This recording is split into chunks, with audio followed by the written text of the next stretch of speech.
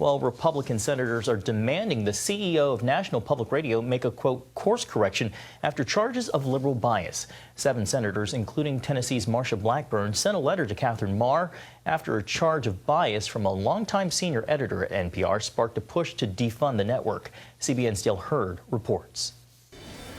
NPR has been on the hot seat ever since senior business editor Uri Berliner wrote this article for the Free Press website, in which he accused the outlet of not only being biased, but completely devoid of any Republicans on the editorial staff. I got so frustrated with what I saw was the lack of different perspectives in our coverage that I decided to look at voter registration among our staff. Berliner found 87 registered Democrats and 0 Republicans.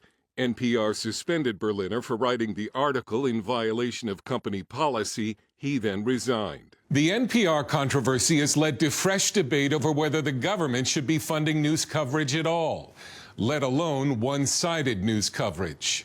NPR has so far been unrepentant, with staffers telling the Washington Post they're being targeted by conservative activists. USA Today columnist Ingrid Jacques wrote that NPR should be defunded. NPR is showing absolutely no inclination to change and seems to be brushing off these very alarming allegations. In a statement, National Public Radio CEO Catherine Marr said she and NPR remain committed to public service, editorial independence, and the mission to serve all of the American public. NPR is independent, beholden to no party, and without commercial interest. But Marr's social media history before becoming head of NPR shows a sharp partisan bent, once calling Donald Trump a deranged racist sociopath. That NPR is liberal is not surprising. Journalism as a whole has shifted in a more left-leaning or especially a more democratic perspective, right? There's something like 3.4% of all journalists today report being Republicans. Some House Republicans have put forward a bill to defund NPR, and it's not being given much hope of passage. But the issue is really, should we have a state-funded media at all? Right. I mean, the distinction between MSNBC's view and NPR is really non-existent. I mean, they're both basically coming from the same place, but only one's getting a subsidy. A 2023 Gallup poll found less than a third of Americans trust the media, down from almost 3/4 in 1976. 58% of Democrats still trust the media, but only 11% of Republicans. NPR has made itself a bigger target because it's made such a big deal about its commitment to diversity, which in at least one respect, it clearly lacks. Dale Hurd, CBN News. All right. Thank you, Dale. Gordon?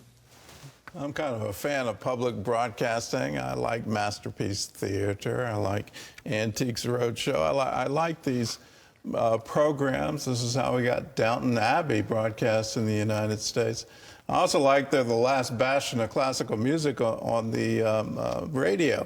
But when you look at their news coverage, and then for one of their editors to come out and said, I just happened to decide to, well, I want to look at their voter registration, and you find 0 registered Republican and overwhelming majority registered Democrat, then you can't help but wonder, okay, well, what have we become?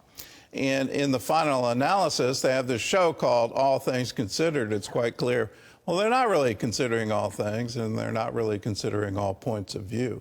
Should that be funded? Should a wing of the Democrat Party be funded by the federal government? I think quite clear the answer is no. So it's up to them to change, and if they don't change, well, then it's up to us to do our part to say what pieces of this should remain and what pieces should go.